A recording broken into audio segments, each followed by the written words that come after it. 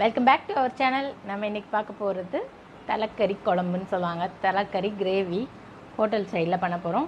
எப்படி பண்ணலான்னு பார்க்குறதுக்கு முன்னாடி லைக் பண்ணுங்கள், ஷேர் பண்ணுங்கள், சப்ஸ்கிரைப் பண்ணுங்கள், கூடவே பெல் ஐகானையும் கிளிக் பண்ணுங்கள். வாங்க வீடியோ பார்க்கலாம்.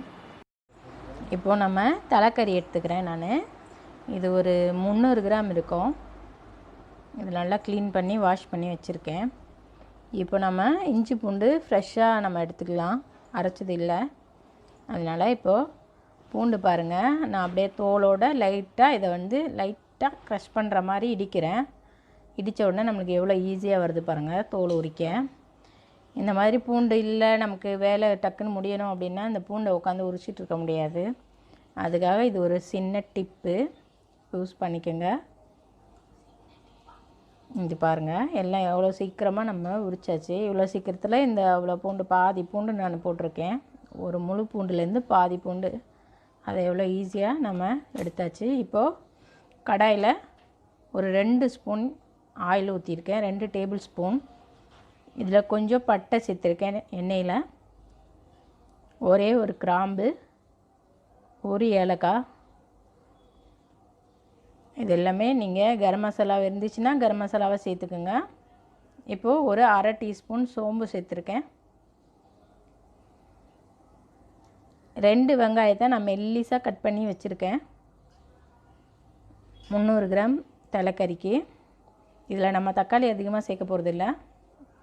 ஒரு கொத்து கருவேப்பிலை சேர்த்தாச்சு. இதுவும் நல்லா பொரியட்டும். இப்போ பொரிஞ்சதும் நம்ம அந்த ஆனியன் சேர்த்துடலாம், வெங்காயத்தை சேர்த்துடலாம்.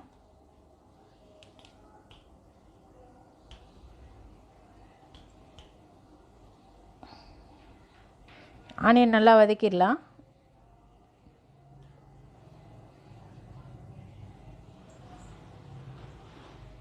நல்லா வதங்கட்டும். இது நான் எதுக்காக எண்ணெய் கம்மியாக ஊற்றியிருக்கேன் அப்படின்னா, நம்ம தலைக்கறியில் ஆயில் நிறைய வரும், அதனால் கொழுப்பு அதிகமாக இருக்கும். அதுக்காக நான் கம்மியாக தான் சேர்த்துருக்கேன். அப்புறம் ஆயில் நிறைய மிதக்கிற மாதிரி இருக்கும் நமக்கு, அது அந்தளவுக்கு ஹெல்த்துக்கு நல்லதில்லை.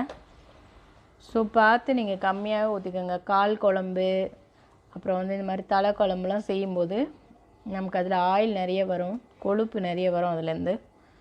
அதனால் பார்த்து கம்மியாகவே சேர்த்துக்கோங்க. இது நல்லா வதங்கட்டும். ஏன்னா நம்ம ஆயில் கம்மியாக ஊற்றுனதுனால கொஞ்சம் வதங்கிறதுக்கு லேட் ஆகும். கொஞ்சம் உப்பு சேர்த்து வதக்கிக்குங்க.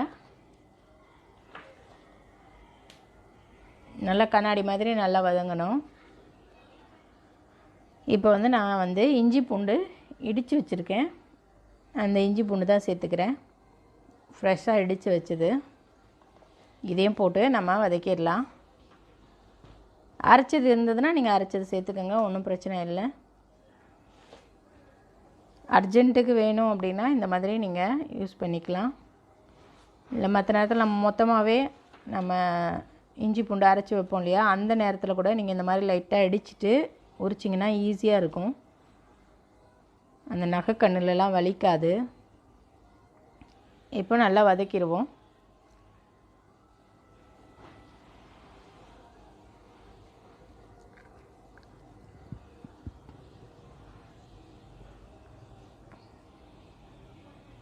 இந்த மாதிரி நல்லா க்ரஷ் பண்ணி வதக்குங்க. இப்போது நம்ம ஒரு பாதி தக்காளி சேர்த்துருக்கேன். நான் இதுக்கு தக்காளி அதிகமாக சேர்க்கலை, பாதி தக்காளி தான் சேர்த்துருக்கேன். இப்போ அந்த தலைக்கறியும் சேர்த்தாச்சு. இது நம்ம ஃப்ரீசர்லேருந்து இன்னும் விடலை, லைட்டாக இருக்குது.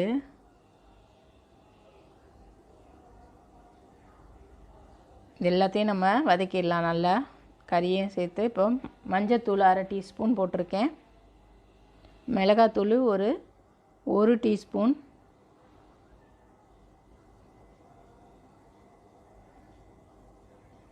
நம்மளோட மட்டன் மசாலா சேர்த்துருக்கேன் நான். இந்த மட்டன் மசாலா உங்களுக்கு நான் ஒரு வீடியோவில் போடுறேன். நீங்கள் பட்டை லவங்கம் ஏலக்காய் சேர்க்கலன்னா இந்த நேரத்தில் கரம் மசாலாவை சேர்த்துக்கோங்க. நான் இன்றைக்கி கரம் மசாலா சேர்க்கல.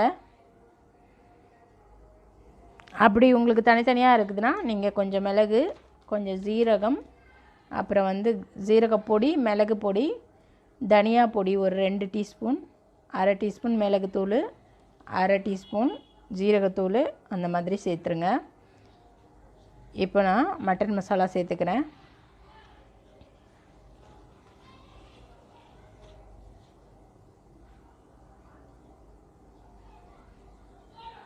தனியாத்தூள் ஒரு 2 டீஸ்பூன் சேர்த்துக்கோங்க. இப்போ இதெல்லாம் சேர்த்து நம்ம நல்லா வதக்கிடலாம். உங்கள்கிட்ட மட்டன் மசாலாவா இல்லைன்னா நீங்கள் தனித்தனியாக போடுறத பற்றி நான் சொல்கிறேன். 2 ஸ்பூன் தனியாத்தூள், 1/2 டீஸ்பூன் ஜீரகம், 1/2 டீஸ்பூன் மிளகு இதெல்லாம் சேர்த்துக்குங்க. கரம் மசாலாவும் போட்டுக்கோங்க. இப்போ இதை நல்லா வதக்கிடலாம்.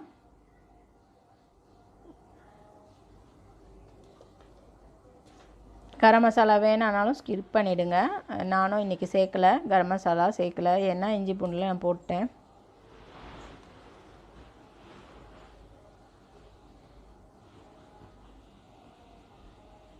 இப்போ இது நல்லா வதக்கிடலாம்.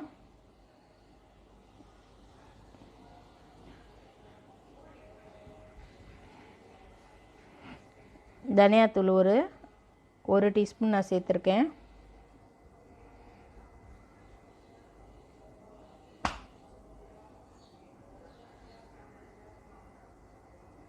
எல்லாமே சேர்த்து இப்போ நல்லா வதக்கிடலாம்.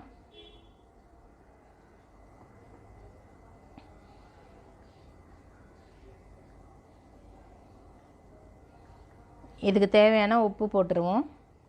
கொஞ்சம் மிளகுத்தூள் சேர்த்துருக்கேன் நான்.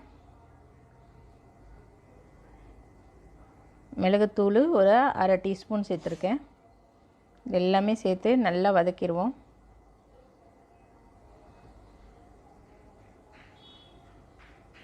இதில் நீங்கள் குழம்பு மாதிரி வைக்கிறீங்கன்னா அதுக்கு தகுந்த மாதிரி நீங்கள் கொஞ்சம் தேங்காய் அரைச்சி ஊற்றிடுங்க.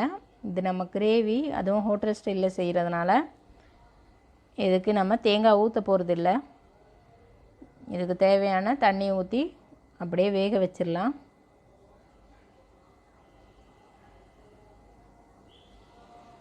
இது வேகணும், அதனால் கொஞ்சம் தண்ணி தாராளமாக விட்டு அடுப்பை நல்லா தீயை கூட்டி வச்சு வேக வைங்க. கொஞ்சம் லேட்டாக தான், கொஞ்சம் நேரம் ஆகும் வேக, எப்படியும் ஒரு 20 நிமிஷமாவது ஆகும். இப்போ எல்லாம் சரியாக இருக்குது. இப்போ நம்ம இதை மூடி வச்சிடலாம்.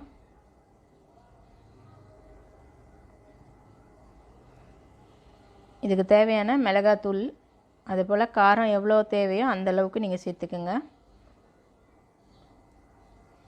இப்போ நல்லா ஒரு 10 நிமிஷம் கொதிச்சிருச்சு.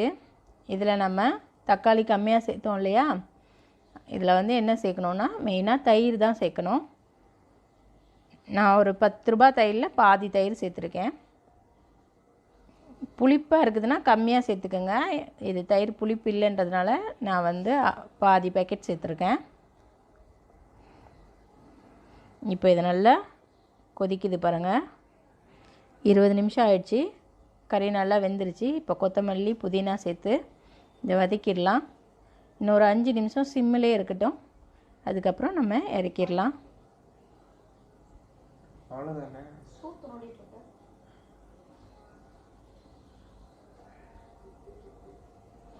ரொம்ப டேஸ்டான ஒரு தலைக்கறி கிரேவி ரெடி ஆகிடுச்சு. இது எந்த அளவுக்கு உங்களுக்கு கிரேவியாக வேணும், எந்த அளவுக்கு சாப்பிட்றதுக்கு உங்களுக்கு கொஞ்சம் லிக்விட் ஃபார்மில் வேணும்னா அந்தளவுக்கு எடுத்துக்கோங்க. இல்லை திக்காக வேணும்னா நல்லா திக் பண்ணிடுங்க. நான் மீடியமாக இன்றைக்கி சாப்பாட்டில் போட்டு சாப்பிட்ற மாதிரி தான் நான் இறக்குறேன். நீங்கள் வந்து சாம்பார் ஏதாவது வச்சுட்டு சைட் டிஷ் மாதிரி தொட்டுக்கணுன்னா நீங்கள் இன்னும் கொஞ்சம் திக்காக்கிக்குங்க. எல்லோரும் வீடியோ பார்த்துருப்பீங்க, கண்டிப்பாக ட்ரை பண்ணி பாருங்கள். எப்படி இருந்துச்சுன்னு கமெண்ட்டில் சொல்லுங்கள். லைக் பண்ணுங்கள், ஷேர் பண்ணுங்கள், சப்ஸ்கிரைப் பண்ணுங்கள், கூட பெல் ஐக்கானையும் கிளிக் பண்ணுங்கள். தேங்க்யூ ஃபார் வாட்சிங்.